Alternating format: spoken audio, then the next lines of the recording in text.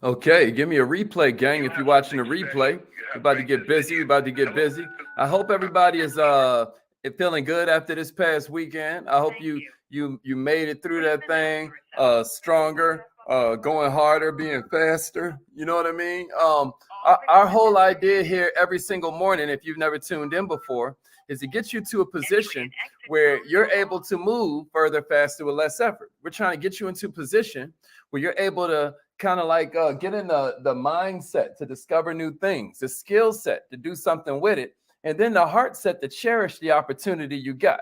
You see what I did there? That's still mindset, skill set, and heart set. You know what I mean? The mindset to kind of like discover and acknowledge what is dope about you. The skill set where you're going to nurture it and become the best you can be in that particular discipline. And then the heart set to realize you got to cherish the moment, that tomorrow ain't promised, that time is a resource that everybody wants more, but everybody uses it the worst. It's going to take your heart set for you to understand that this is the moment that you should write that letter to your mom. This is the moment that you should reach out to that family member and love on them. This is the moment that you should ask yourself, man, what can I be doing to be more efficient? What can I be doing to become a better leader? So it's still all about heart set, skill set, and mindset. And so this morning, what we're talking about is this whole leadership thing, because you've heard me say it before, and I'm sure you'll hear me say it again, y'all. Every problem in society is really a problem of leadership. Somebody give me this in the comments and give me a share. Let's get this party started right. Your pain is your credential. Your pain is your credential. This morning, we're going to talk about 9 habits of leaders who outperform their talent, who outperform those who are more qualified, who are more skilled, who are positioned better. How do you outperform the other leaders in your circumference when you don't have their amount of skill? You don't have their amount of talent. I'm going to tell you something. It depends more on your disposition than it does on your position. And ever since I discovered personal development, my life has changed. I've been leading people ever since I discovered personal development. I'm going to say that again. Ever since I discovered personal development, my life has been different, Donna, because I began leading people, not in a traditional sense where somebody gave me control of a group or an organization. I didn't go and buy Facebook groups. We'll talk about that on a future training. Do you know you can buy a Facebook group and all of a sudden be a leader of that group? I didn't do any of that. My leadership occurred naturally through me just giving what I was given. I felt so good about the information that changed my life. I felt so blown away by the new perspectives and the new paradigms that were shared with me that I began feeling like it was only right to share them with other people. I began feeling like, man, if I'd have known this a lot earlier, I'd be a lot further along. The fact that I learned it when I did, only God knows. But I'm going to tell you what happened after I got the knowledge. You have to know better before you can be a hypocrite. Did somebody hear me? You have to know better before you can be a hypocrite. Millionaires, people think that leadership is only for certain types of people. People think that leadership is something that has to do with your experience, or people think that leadership is something that's just a part of your day job. All of this is labels. All of this is outdated crap that somebody taught you. Anybody can be a leader, including you. And I'm going to tell you something else. Anybody can be anything. You can be a race car driver. You hear me? You can be a champion juggler. Do you hear what I'm saying to you? Anybody can be anything. Ain't nothing stopping you but you. Leadership is just one of them words that scares people because it sounds like you got to do a lot. But the reality is, to be a leader, you don't necessarily have to do a lot at all.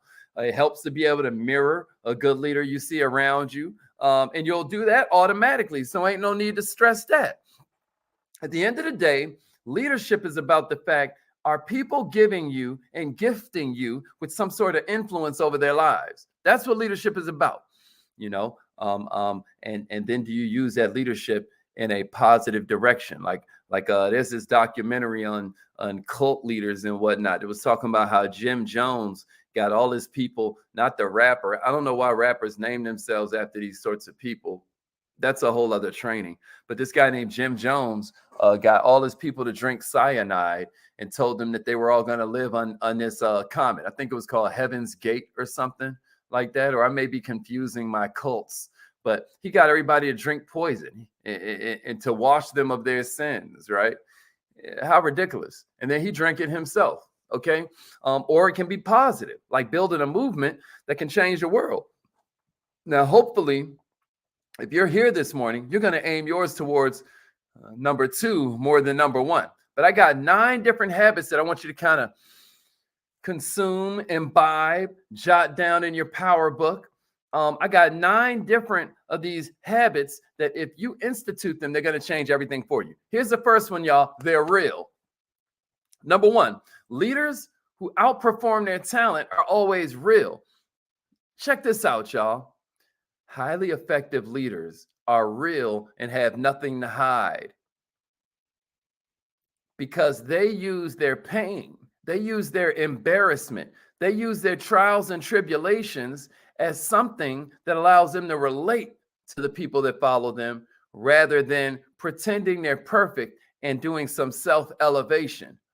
There's this big book about entrepreneurship that talks about how those who exalt themselves will be made humble.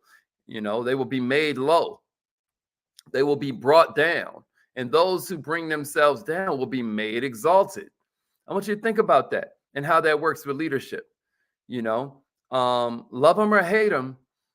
This guy, I won't even go there, but we've seen politicians who have tried to seem perfect.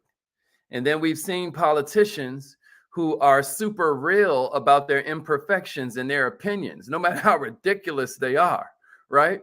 Isn't it interesting that the ones who are more in position to embrace their faults and all their weird little idiosyncrasies are the ones that create a cult? Isn't that interesting? See, what the real leaders understand is that they're messed up just like the rest of us. They embrace their imperfection. They almost celebrate it in a way. And then we just fall under their sway. Since they're as confused and messed up as we are, we don't feel like that.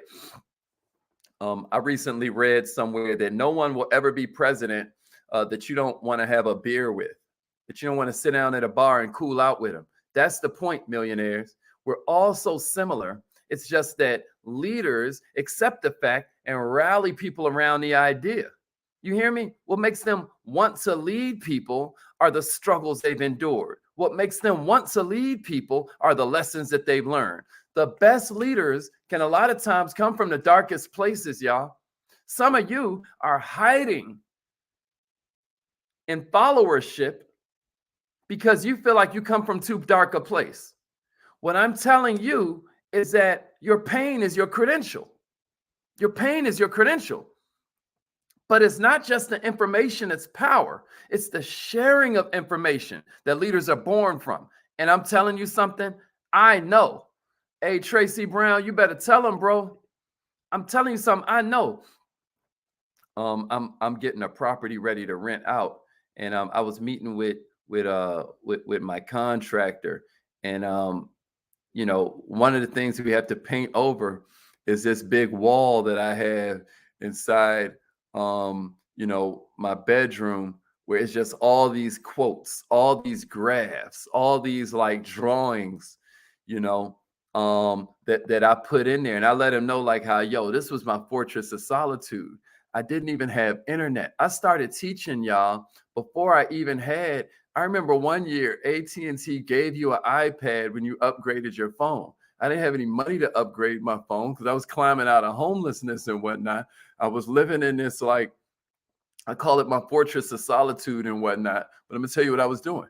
I didn't have cable. I didn't have Netflix because the neighborhood didn't have cable. But all of that was by God's design, because what it forced me to do was just read.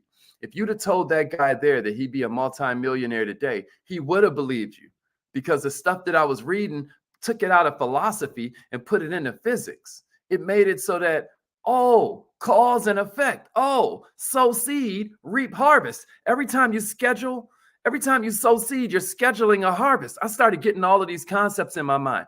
Oh, the law of energy. Oh, the universe has a perfect accounting system. Oh, the opposite of wealth isn't poverty. The opposite of wealth is mismanagement. Wow. All this stuff started adding up to this guy that you're meeting today. My point is, I didn't become a leader until I started sharing this stuff. Even though I had the information for myself, I could have kept it all to myself. I realized that I knew plenty about business. I knew plenty about helping businesses work. I knew plenty about sales. I trained salespeople since before I was a teenager. I knew how to make them understand the stuff that they didn't know. But it's not until I started sharing it that I became a leader. Does that make sense? That's what real leaders do, y'all. So that's number one. Everybody got it? They're real. They're real. You got to be real about what you've been through. You got to be real with yourself about the things you know that you know can help other people around you. And then you got to be real about sharing it. Here's number two. They're confident without being cocky. They're confident without being cocky. The best leaders are confident, but they do not focus on themselves. You get the difference? All suffering comes from self-absorption. I'm not saying all pain comes from self-absorption. I said all suffering. Pain is an immediate and temporary kind of like anticipation of hurt. That's where your pain is coming from, right? But suffering is when you lather yourself all in it. Suffering is when you lay down in it and let it marinate on you. Y'all ever marinated, a piece of meat or a fish or something like that? Well, you're marinating yourself in it. It's because you're thinking about yourself. Oh, well, my child is in such trouble. You ain't thinking about your child. You're thinking about how everybody's going to look at you as a parent. You're suffering because you're self-absorbed. Does that make sense? All suffering comes from self-absorption. And that is the difference between being cocky and being confident. The best leaders are confident without being cocky. They back their decisions and they're prepared to walk away from them if they need be. They don't need to walk away permanently, but they will walk away long enough to rebuild and keep fighting. Millionaires, write this down. Ego is the enemy. Ego is the enemy. And leaders know it better than anybody. Too much confidence and you're going to make poor decisions. You're going to make it about you. You're going to go off your emotional impulse. And then that's when you get taken for what you got. That's when you get scammed. That's when you get manipulated by some outside force, right? But check it out. Not enough confidence can make people not resonate with you. It's that fine balance of confidence that leaders nail every single time. It's what they're known for. You hear what I'm saying to you? Here's number three. They're very curious. They're very curious. See, when you're self-absorbed, it's easy for you to move into what's called a fixed mindset, which almost makes you fear learning new things because your ego can't handle you not being on solid footing anymore. But see, when you're in growth mindset, you're very curious. You relish the ability to walk on some land that ain't so stable because you're like, oh, I'm going to learn something cool here. You ever seen a leader locked away in an office away from the action? And they do that constantly whenever there's a crisis going on? That's not a leader. That's a dictator. That's a manager. Leaders embrace open environments. They welcome people towards them. A good leader knows that allowing others in and being curious about their ideas is where the next big thing comes from. Because check it out. They a lot of times are telling you the idea because they ain't got the heart to see it through. But they're coming to you because they respect you and your ability to execute. You see that? They are honoring you by giving you their best idea. But if you ain't even curious, you're going to miss God when he's talking to you. Curiosity in entrepreneurs also lies within leaders because it's about being open-minded so you don't miss what's standing right in front of you that can hit you in the face and knock you out. You will have an opportunity that is sitting there right, and you won't recognize it because you don't have a growth mindset. You don't have the attitude, like we talked about last week, that turns adversity into opportunity. Pretend leaders have this happen all the time, and then they blame other people for their misfortune. And it's very unfortunate when they are the cause of their own life, right? All right, here's number 4. Leaders are constantly promoting innovation. Only 2 activities that make money for any business, y'all, are innovation and marketing. The only 2 categories that truly make money for any business. The only 2 categories that truly make money for any business are innovation and marketing. Nothing lasts forever, y'all. And highly effective leaders know this better than anybody. Change is a constant. It's progress that's optional. And this is why you see real leaders constantly looking to the people that they lead to find new ideas, new ways of doing things. They're obsessed with doing things better. They're obsessed with success, and they empower their leaders to follow the same kind of line of thinking. Fantastic leaders don't talk a good game about innovation, Joe. It's more like they are constantly showing you. Like that famous lyric is like, don't talk about it, be about it. Shut up. Y'all know that one from Pastor Cavassier. Y'all remember that? Don't talk about it, be about it. Shut up. You remember that? It's about you demonstrating this through daily action rather than talk about innovation, right? So that they look good, they show it through their ideas, their products, their outcomes, their services, their game-changing results. Millionaires, innovation mindset is how you change the world. Here's number 5 I got for you, though. They outsource everything. You want to talk about a habit that helps a leader outperform their talent? Let's talk about outsourcing for a minute. Somebody give me this in the comments and then give me a share if you agree. Only if you agree. Delegate or stagnate? Delegate or stagnate? Listen to me. Number 5 I got for you is that leaders outsource everything. Leaders know that they can't be the only one person doing all the doing. That's why they almost never do anything themselves, right? You got to focus on being a visionary. There's somebody else that's going to be in implementation.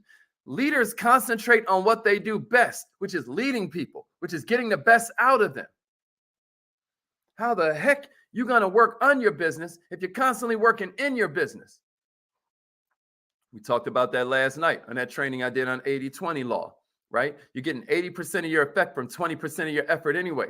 Why not focus more on that 20% you're really good at, that 20% that's really effective?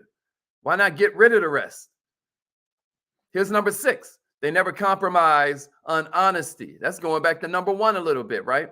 You notice this one's going back to number 1 a little bit when we said be real. Now, this should apply to everybody, not just leaders, but so few people follow it that just by doing number 6, you're going to be looked at as a leader in your circle. They never compromise on honesty. The moment you think it's okay to be dishonest is the moment all your success disappears. Even if it looks like it's still hanging out, even if it looks like you're still successful, now you're going to start to feel like a failure when you look in the mirror. And it's only a matter of time before that begins to leak out in different of your thoughts and feelings, and then, of course, your activities. Phenomenal leaders are probably overly honest, especially when they screw everything up, especially when they know that they have a responsibility that everyone else is counting on them. That makes them take responsibility when it wasn't even really their fault, because they realize it's their responsibility. Rather than playing a blame game, which means you give away your power, they'll look you in the eye and give you confidence that they'll come back 10 times harder. Leaders are winners, y'all. And check this out. If you follow a winner, you're also a winner. You get what I mean? Because the number 1 way for you to begin learning how to lead is you to begin learning how to follow. Here's number 7. They make it not about them. They make it not about them. Now, this one's rare. This one's really, really rare. And that's why I told you all suffering comes from self-absorption. Can somebody give me that in the comments and then give me a share if you agree? All suffering comes from self-absorption. All suffering comes from self-absorption. Millionaires, you can't be out here making it all about you and think you're going to win. World-class leaders don't make success about them. They shine the spotlight on their team, and they don't want any of the glory. You hear me? They know that if the team gets the glory, then they're going to get what they're looking for.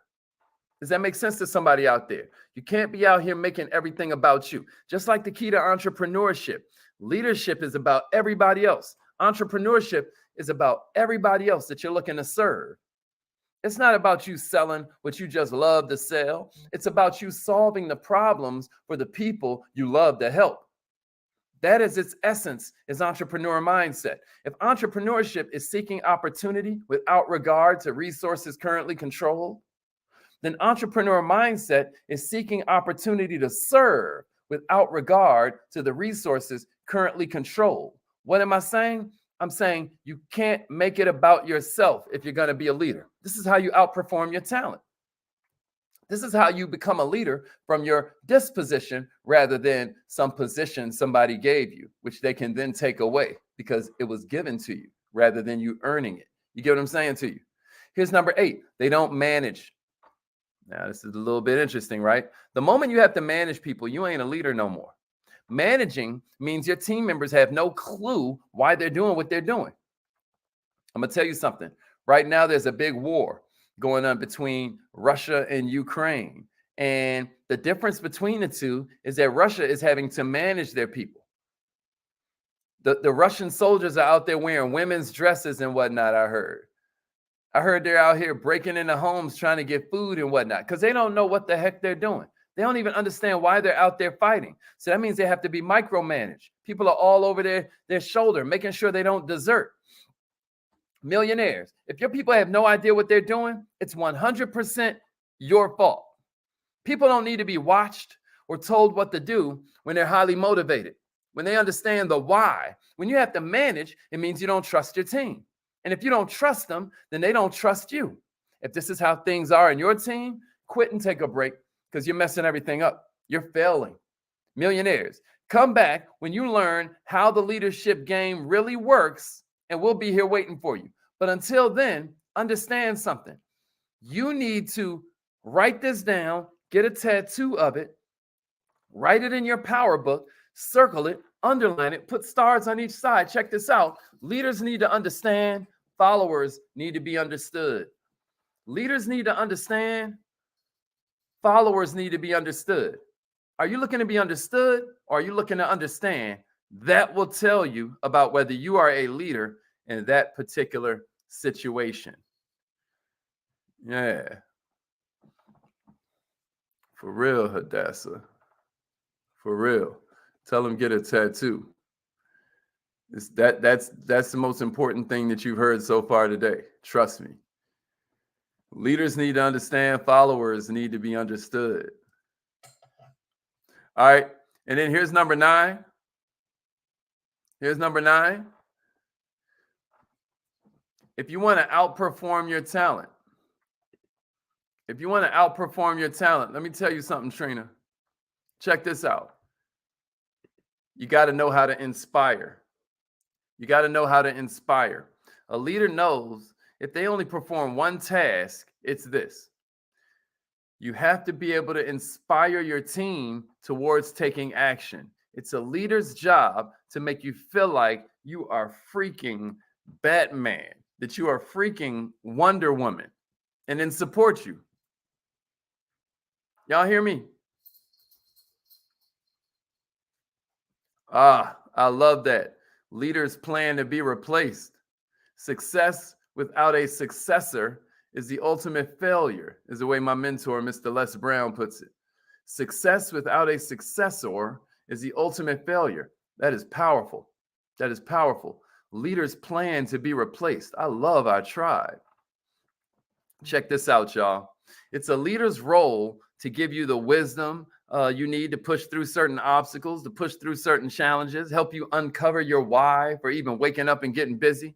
And the top 1% of leaders know that they have to inspire themselves first before they have any hope of inspiring others. They know it's who we are inside that matters the most. It's who we are inside that produces what we are on the outside. And we know it's garbage in, garbage out.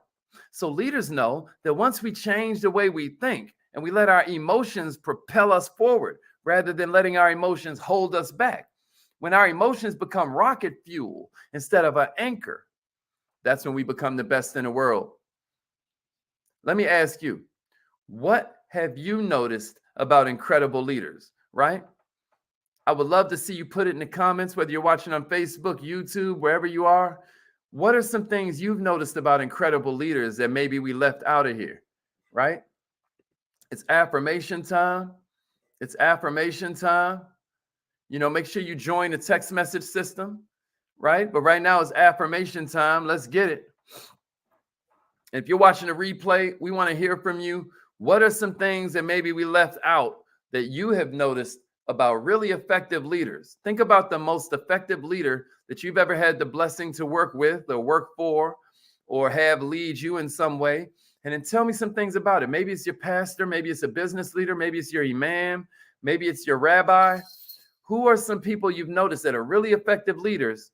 And let's discuss in the comments some things that made it so. Repeat after me, millionaires. Say it like you mean it. I am so happy